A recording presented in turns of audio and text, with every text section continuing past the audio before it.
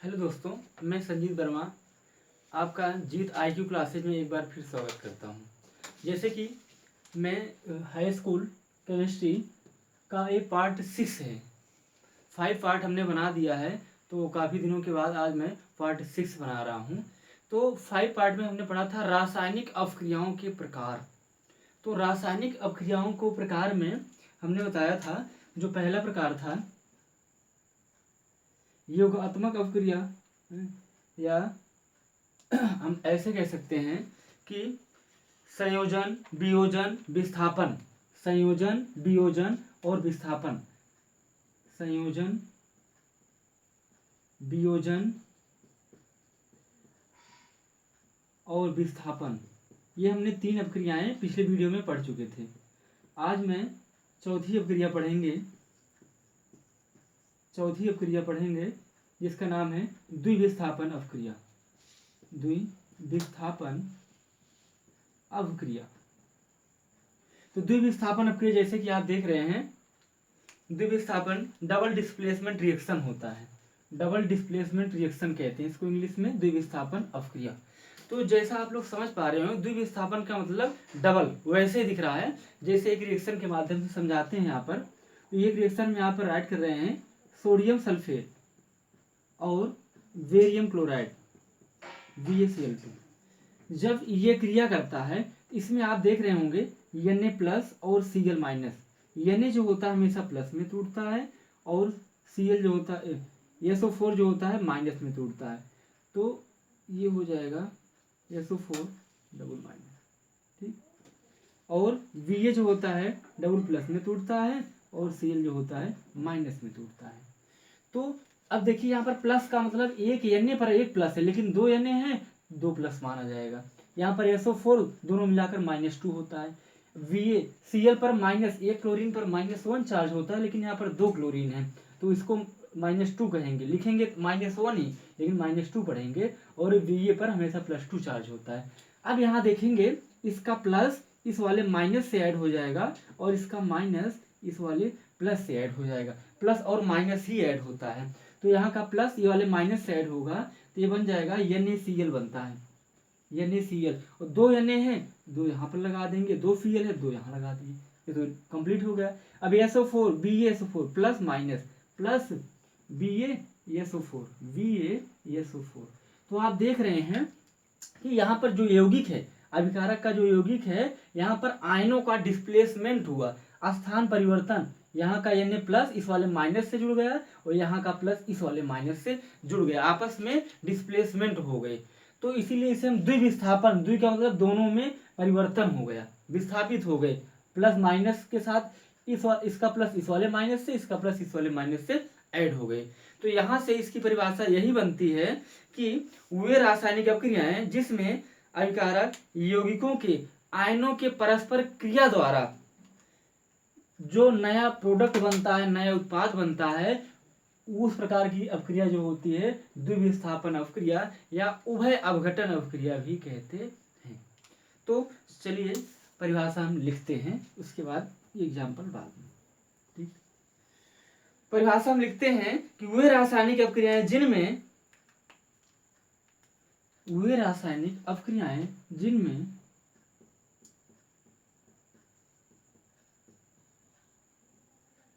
वे रासायनिक अपक्रियाएं वे रासायनिक अपक्रियाएं जिनमें अभिकारक यौगिकों के अपक्रियाएं जिनमें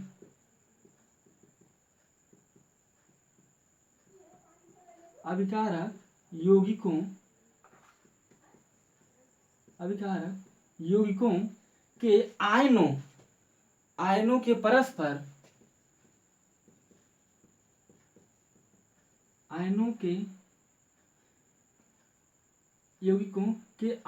परस्पर विनिमय द्वारा, परस्पर विस्थापन द्वारा या विनिमय मीन्स होता है आदान प्रदान, विनिमय द्वारा नया उत्पाद बनता है, विनिमय द्वारा नए उत्पाद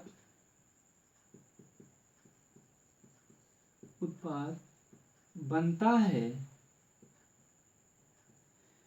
द्विविस्थापन अपक्रिया,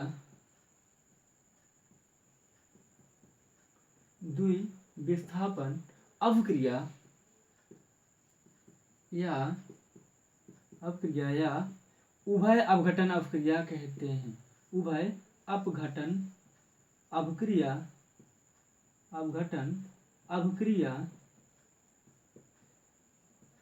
कहते हैं।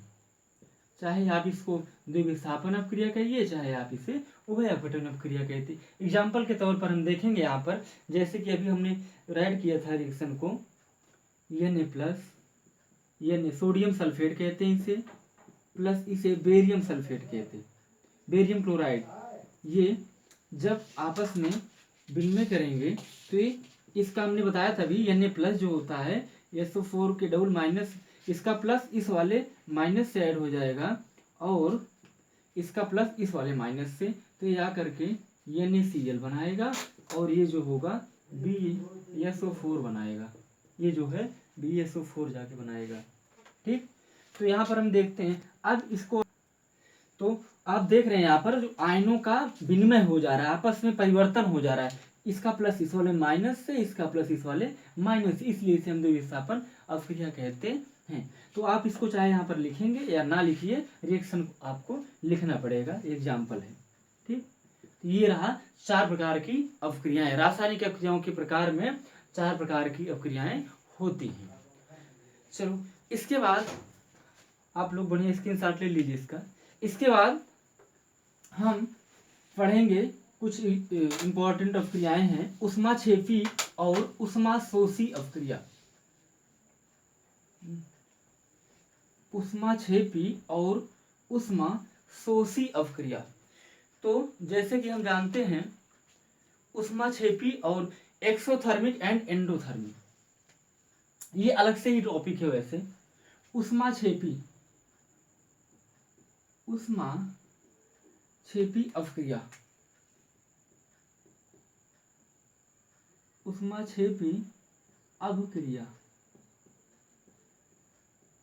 ऊष्माक्षेपी अपक्रिया एवं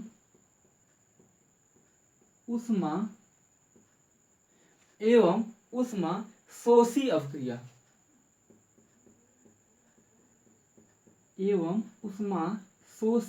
अपक्रिया, तो यहाँ पर ये अलग से ही टॉपिक है और बड़ा इंपॉर्टेंट टॉपिक ये है कि ऊष्माक्षेपी अलग एक प्रकार की परिभाषा होती है, ऊष्माशोषी की अलग होती है। तो ऊष्माक्षेपी की बात हम करते हैं तो ऊष्माक्षेपी एक्सोथर्मिक कहते हैं इसे इंग्लिश में, और इसे एंडोथर्मिक कहते हैं। एक्सोथर्मिक जैसे कि आप देख रहे हैं, थर्म मीन्स होता है हीट देखा जाए, तो इसमें ऊष्मा से ही रिलेटेड कुछ टॉपिक है। Exothermic reaction and endothermic reaction. ठीक, ये हो गया। तो जैसे कि आप देख रहे हैं एक्सोथर्मिक, एक एक करके हम इसको डिफाइन करते हैं। ठीक, तो ऊष्माक्षेपी अपक्रिया की बात करते हैं। चलो पहला टॉपिक डालते हैं ऊष्माक्षेपी।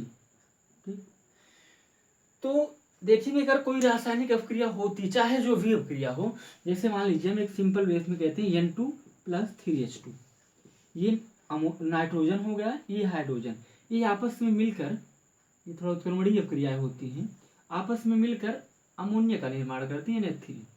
तो जब निर्माण होता है तो यहाँ पर एक प्रकार की ऊष्मा भी निकलती है, कभी कभार यहाँ पर क्या होती है, ऊष्मा भी निकलती है। तो जब ऊष्मा निकलती है तो यही है ऊष्मा का, इसमें जैसे कोई अपक्रिया हुई होने के बाद वहां से ऊष्मा बनती है, तो वही ऊष्मा जो है ऊष्माक्षेपी अपक्रिया में आता है। जैसे आप देखते हैं शोषण, जब हम सांस लेते हैं तो हमें एक प्रकार की एनर्जी निकलती हमारे अंदर से रिलीज होती है, तो एनर्जी का निकलना वही जो है ऊष्माक्षेपी, बाहर निकलना।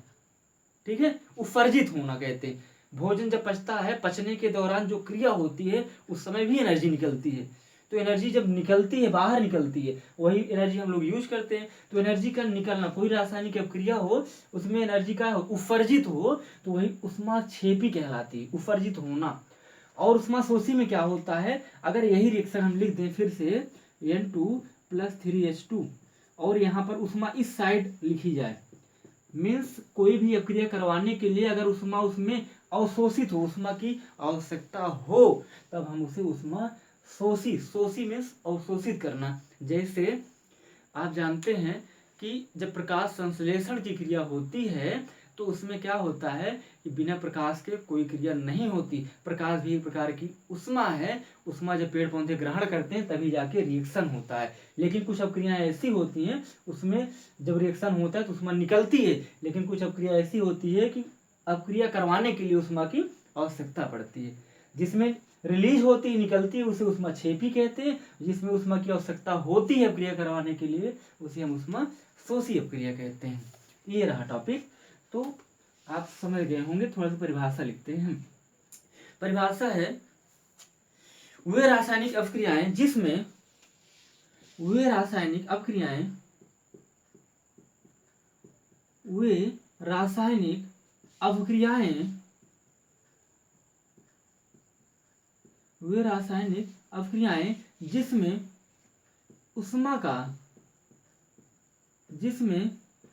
उष्मा उत्सर्जित होती है, जिसमें उष्मा उत्सर्जित होती है, उत्सर्जित होती है, उसे उष्मा क्षेपी अपक्रिया कहते हैं। उसे उष्मा क्षेपी अपक्रिया कहते हैं, अपक्रिया कहते हैं। ये रहा। इसका रिएक्शन की बात करते हैं तो यहाँ पर मेथेन को जब हम ऑक्सीजन से क्रिया करवाते हैं, मेथेन की बात करते हैं, CH4 होता है मेथेन। मेथेन की क्रिया, मेथेन का दहन करते हैं। कोई भी रिएक्शन अगर ऑक्सीजन से क्रिया कर रहा है तो इसका मतलब वो दहन हो रहा है। बिना ऑक्सीजन के दहन करना मुश्किल है। यहाँ पर बनती है कार्बन डाइऑक्साइड और जल। तो यहाँ पर हम देखेंगे तो शायद संतुलित नहीं, यहाँ पर 2 लगाते हैं। अब देखेंगे 2 दूना 4 ऑक्सीजन, 2 3, यहाँ पर 2 लगाएंगे। हाइड्रोजन की मात्रा 4 कंप्लीट है, रिएक्शन कंप्लीट होना चाहिए। एक कार्बन 2 दूना 4 ऑक्सीजन, 2 और ये 2 मल्टीप्लाई होता है 4 हो गया। H2 वो जल है, और हाइड्रोजन ये 4, ये 2 2 ये 4, ठीक, ये हो गया। तो यहाँ पर जब रिएक्शन होता है तो यहाँ पर हम उष्मा, अब उष्मा की मात्रा कुछ भी हो सकती है, 273 किलो कैलोरी, 1400, 1500, कुछ भी हो सकती है, एक अमाउंट में होता है, ठीक, नंबर्स में ही होता है। इसलिए यहाँ पर हम कुछ भी हो सकता है, तो पता फिक्स होता नहीं, एक एवरेज में होता है, इसलिए यहाँ पर उष्मा हम लिख दिए, ठीक। ये निकल रही, अगर प्रोडक्ट साइड होता है तो निकलती है, और इस साइड होता है तो ग्रहण करते हैं। और यहाँ भी देख लेते हैं, अगर प्लस लगा है तो इसका मतलब निकल रही है, अगर माइनस होता, यहाँ भी जैसे उष्मा शोषी में इस साइड ना लिखकर इस साइड लिख सकते हैं, लेकिन माइनस करके, इसमें प्लस है, इसका मतलब यहाँ पर क्या है, उष्मा है, ठीक। तो इसके लिए थोड़ा सा और टॉपिक अगर हायर में चलेंगे तो यहाँ डेल एच होता है, एंथैल्पी उष्मा होती है। डेल एच का मान ये जो होगा माइनस में होती है, कोई भी उष्मा हो गई, ठीक। डेल एच जो होती है कुल ऊर्जाओं का योग होता है, ठीक। इसको आप लोग थोड़ा सा हायर एजुकेशन क्लासों में पढ़ेंगे। तो कहने का मतलब उष्मा क्षेपी के लिए डेल एच की वैल्यू जो होती है माइनस में होती है। यहाँ पर प्लस मिलेगा, लेकिन यहाँ पर आपको माइनस लिखना पड़ेगा, ठीक। तो ये रहा उष्मा क्षेपी की डिफिनेशन, आप लोग लिख सकते हैं। अब इसको हम चलते हैं उष्मा शोषी अपक्रियाओं पर, ठीक। उष्मा शोषी अपक्रिया क्या होती है, दूसरे टॉपिक पे चलते हैं। उष्मा शोषी, दूसरा क्या है, उष्मा शोषी। तो हमने बताया था वो रासायनिक अपक्रिया जिसमें उष्मा का अवशोषण होता है, वे रासायनिक अपक्रियाएं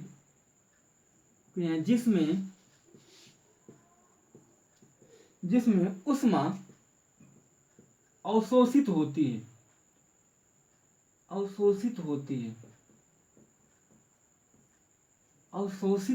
है, उष्मा शोषी अपक्रिया कहलाती है। उष्मा शोषी अपक्रिया कहलाती है, उष्मा शोषी अपक्रिया कहलाती है, सिंपल सा। तो उसका जस्ट अपोजिट, उसमें उत्सर्जित हो रही थी, इसमें क्या हो रहा है, अवशोषित हो रही है, बस इतना ही डिफरेंस है। या इसको हम दूसरे रूप में कह सकते हैं कि उष्मा का शोषण होता है। शोषण का मतलब क्रिया करवाने के लिए उष्मा उसमें लगती है, जैसे हमने बताया प्रकाश संश्लेषण की जो क्रिया होती है बिना प्रकाश के नहीं हो पाती, प्रकाश में कुछ ना कुछ ऊष्मा की मात्रा होती है। और रिएक्शन के तौर पर अगर हम लिखेंगे तो जल जैसे हो गया, मरकरी होगी, HgO हो गया, मर्क्यूरिक ऑक्साइड हो गया, और इसको हम अगर तोड़ेंगे तो इसमें क्या होगी, ऊष्मा की आवश्यकता होगी। ठीक, और इसको तोड़ते हैं तो यहाँ पर Hg हो जाता है और यहाँ पर ऑक्सीजन निकलती है O2। ठीक, ये होता है। तो आप चाहे यहाँ पर ऊष्मा लिखिए चाहे यहाँ, अगर हम यहाँ ऊष्मा लिख देते हैं तो यहाँ पर हम प्लस लगाते हैं, क्योंकि बाहर साइड अब क्रिया करवाने के लिए हमें ऊष्मा की आवश्यकता हुई। और अगर यहाँ ना लिखते तो शायद इसको हम यहाँ भी लिख सकते हैं, लेकिन यहाँ माइनस करेंगे। माइनस का मतलब लगती है अब क्रिया करवाने के लिए, ये माइनस इस साइड का प्लस उस साइड चला गया माइनस में, उसमें प्लस था यहाँ पर क्या हो गया माइनस। चाहे आप यहाँ माइनस करिए और चाहे यहाँ पर प्लस करिए, दोनों एक ही बात है। तो यहाँ पर यहाँ ना करके आप लोग यहीं करिए, नहीं थोड़ा सा कंफ्यूज हो जाएंगे। उष्मा, ठीक, ये हो गया। और इसके लिए जो डेल का मान, डेल होता है एंथैल्पी, एंथैल्पी होता है वो प्लस होता है, उष्मा बराबर उष्मा। ठीक, ये रहा टॉपिक। ठीक, अब कुछ इसमें हम कुछ बात करते हैं, जैसे ऑक्सीकरण और अपचयन। लगभग ये टॉपिक समाप्ति की ओर चल रहा है, इसके बाद हम चलेंगे एक्सरसाइजों पर। तो इस टॉपिक में थोड़ा सा कुछ आउट ऑफ सिलेबस है, ऑक्सीकरण और अपचयन। ठीक है, तो ऑक्सीकरण और अपचयन की बात करते हैं। जैसे ऑक्सीकरण, ध्यान देना इस पर, ऑक्सीकरण की बात करेंगे तो ऑक्सीकरण की बात करेंगे जैसे ऑक्सीडेशन, ऑक्सीकरण की जो इंग्लिश होती है ऑक्सीडेशन होती है। ठीक, तो ऑक्सीडेशन जो होता है, ऑक्सीकरण देखिए बहुत सिंपल सी डेफिनेशन है। ऑक्सीकरण, ऑक्सीकरण और एक होता है अपचयन, अपचयन। तो ऑक्सीकरण, ये दो डेफिनेशन है, दोनों साथ साथ ही होती हैं, किसी भी रासायनिक क्रियाओं में दोनों होती हैं। ठीक, तो ऑक्सीकरण वैसे थोड़ा सा टॉपिक है, आपके सिलेबस में शायद बहुत कम मात्रा में है, इसको हम बता देंगे। ऑक्सीकरण का मतलब एडिशन ऑफ ऑक्सीजन, कोई भी ऐसी रासायनिक क्रिया हो जिसमें ऑक्सीजन बाएं साइड हो उसे हम ऑक्सीडेशन कहते हैं, इंग्लिश होती है ऑक्सीडेशन। ऑक्सीडेशन का मतलब होता है एडिशन ऑफ ऑक्सीजन, उसे ऑक्सीकरण कहते हैं। अपचयन जो होता है रिडक्शन, रिडक्शन मीन्स होता है अपचयन। देखिए ऑक्सीजन का जुड़ना ऑक्सीडेशन कहलाता है और ऑक्सीजन का निकलना अपचयन कहलाता है। एक डिफिनीशन, तो कई डिफिनीशन है इसकी, लगभग 4-6। और हाइड्रोजन का निकलना भी ऑक्सीजन कहलाता है और हाइड्रोजन का जुड़ना, देखिए इसमें ऑक्सीजन जुड़ता है, इसमें हाइड्रोजन जुड़ता है, इसमें ऑक्सीजन का निकलना भी कहलाएगा, इसमें हाइड्रोजन का निकलना भी अपचयन कहलाएगा। और ऑक्सीकरण संख्या में वृद्धि भी ऑक्सीकरण कहलाता है और ऑक्सीकरण संख्या में कमी अपचयन कहलाता है। तो कई डिफिनीशन है, थोड़ा सा हम नेक्स्ट वीडियो में समझेंगे। ठीक, तो कृपया आप इस वीडियो को लाइक, सब्सक्राइब और शेयर करिए, अपने मित्रों तक पहुंचाइए, बढ़िया से नोट्स बनाइए, पढ़िए। Thank you.